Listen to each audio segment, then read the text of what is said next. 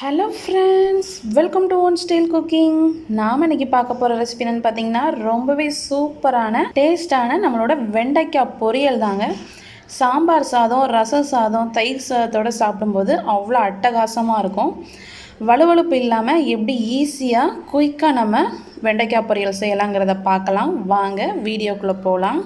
வீடியோக்குள்ளே போகிறதுக்கு முன்னாடி கீழே உள்ள ரெட் கலர் சப்ஸ்கிரைப் பட்டனை கிளிக் பண்ணுங்கள். கூடவே பக்கத்தில் உள்ள பெல் ஐக்கானையும் கிளிக் பண்ணுங்கள்.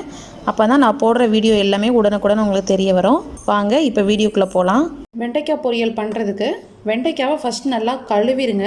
கழுவிட்டு வெண்டைக்காவை நல்லா துணியை வச்சு தொடச்சிட்டோ இல்லைனா லைட்டாக வெயிலையும் லைட்டாக உலர வச்சுட்டு இந்த மாதிரி கட் பண்ணி எடுத்துருக்கேன். இப்போ நம்ம பொரியல் பண்ண ஆரம்பிச்சிடலாம். இப்போ ஒரு கடாய் சூடானதும் இதில் கொஞ்சமாக நம்ம ஆயில் சேர்த்துக்கலாம். இப்போ ஆயில் நல்லா சூடானதும் இதில் கொஞ்சமாக கடுகு உளுந்தம் பருப்பு சேர்த்துக்கலாம். கடுகு நல்லா பொரிஞ்சதும் ஒரு காஞ்ச மிளகாவை இந்த மாதிரி ரெண்டாக கிள்ளி சேர்த்துருக்கேன். இப்போ இதுக்கடுத்து நம்ம வெங்காயம் சேர்க்காமல் டைரெக்டாக நம்ம கட் பண்ணி வச்சுருக்க வெண்டைக்காவை சேர்த்துடலாம். இந்த ஸ்டேஜில் வெண்டைக்காய் சேர்த்து நல்லா மிக்ஸ் பண்ணிக்கோங்க. வெங்காயம்லாம் சேர்க்குறதுக்கு முன்னே இந்த மாதிரி நம்ம வெண்டைக்காய் சேர்த்தோம்னா இந்த வெண்டைக்காயில் உள்ள வலுவலுப்பெல்லாம் போய் நம்மளுக்கு நல்லாயிருக்கும் பொரியல் சாப்பிட்றப்ப. ஃபஸ்ட்டே நீங்கள் வெங்காயம் சேர்த்துட்டிங்கன்னா உங்களுக்கு வந்து வெங்காயம்லாம் கருகிடும், வலுவலுப்பு தன்மை போகிறதுக்கும் லேட் ஆகும். இப்போ இந்த மாதிரி வெண்டைக்காய் சேர்த்துட்டு இது ஒரு மூடி போட்டு மூடி வச்சுருங்க. இடையில ஒரு 1லேருந்து ஒரு 2 டைம் கிட்ட கலரி விட்டுக்கோங்க. ஒரு 5 நிமிஷம் இந்த மாதிரி வலுவலுப்பு போகிற வரைக்கும் வதக்கிக்கலாம்.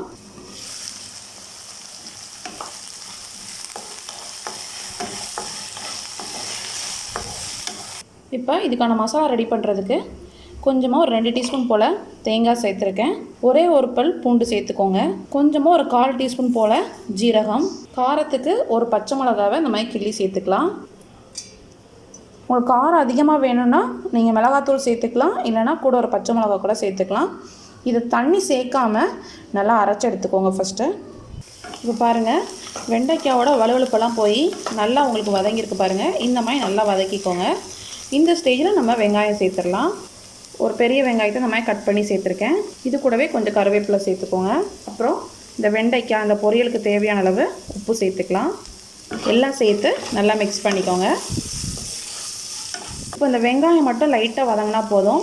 நம்மளுக்கு உப்பெல்லாம் பிடிச்சி இந்த வெண்டைக்காயும் சீக்கிரம் வதங்கிடும். இப்போ இந்த வெங்காயம் லைட்டாக வதங்கட்டும். இப்போ வெண்டைக்காய் ரொம்ப வலுவலுப்பு இல்லாமல் நம்மளுக்கு பொரியல் வேணும்னு நினச்சிங்கன்னா ஒரு நல்ல டிப்ஸ் சொல்கிறேன். அதாவது வெண்டைக்காய் வந்து நல்லா வாஷ் பண்ணிவிட்டு தொடச்சிட்டு சீக்கிரமாகவே கட் பண்ணி வச்சுருங்க.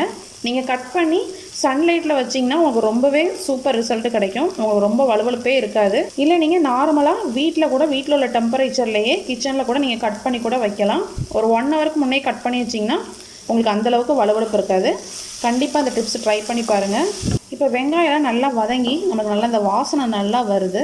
இந்த ஸ்டேஜில் நம்ம அரைச்சி வச்சுருந்தோம் மசாலா சேர்த்துடலாம். தேங்காய், அப்புறம் ஒரே ஒரு பூண்டு சேர்த்துருக்கேன். ஒரு 1/4 டீஸ்பூன் மட்டும்தான் ஜீரகம், காரத்துக்கு ஒரு பெரிய பச்சை மிளகா எல்லாம் சேர்த்து நல்லா மிக்ஸ் பண்ணிக்கோங்க. நம்ம உப்பு ஏற்கனவே சேர்த்துருக்கோம். உங்கள் மசாலா எல்லாம் சேர்த்து உப்பு தேவைப்பட்டுச்சுன்னா கொஞ்சம் சேர்த்துக்கோங்க. இது வந்து சாம்பார் சாதம், ரச சாதம் எல்லாத்தோட ரொம்ப சூப்பராக இருக்குங்க. உங்களுக்கு பச்சை மிளகா சேர்க்குறது பிடிக்கலாம்னு நினச்சிங்கன்னா நீங்கள் கொஞ்சமாக மிளகாத்தூள் கூட சேர்த்துக்கலாம். அது ரொம்ப நல்லாயிருக்கும். இப்போ தேங்காய்லாம் சேர்த்து ஒரு 1 நிமிஷம் மட்டும் அடுப்பில் வச்சுட்டு நம்ம அடுப்பை ஆஃப் பண்ணிடலாம். இப்போ பொரியல் சூப்பராக ரெடி ஆகிடுச்சு. இந்த ஸ்டேஜில் நம்ம அடுப்பை ஆஃப் பண்ணிடலாம். ரொம்பவே சூப்பரான டேஸ்டான நம்மளோட வெண்டைக்காய் பொரியல் ரெடி ஆகிடுச்சு. கண்டிப்பாக அந்த பொரியல் வச்சு சாப்பிட்டு பாருங்கள். உங்களுக்கு இந்த ரெசிபி பிடிச்சிருக்குன்னு நினைக்கிறேன். இந்த ரெசிபி பிடிச்சிருந்துச்சுன்னா நம்ம சேனலை லைக் பண்ணுங்கள், ஷேர் பண்ணுங்கள், சப்ஸ்கிரைப் பண்ணுங்கள், மறக்காமல் கமெண்ட் பண்ணுங்கள். தேங்க்யூ.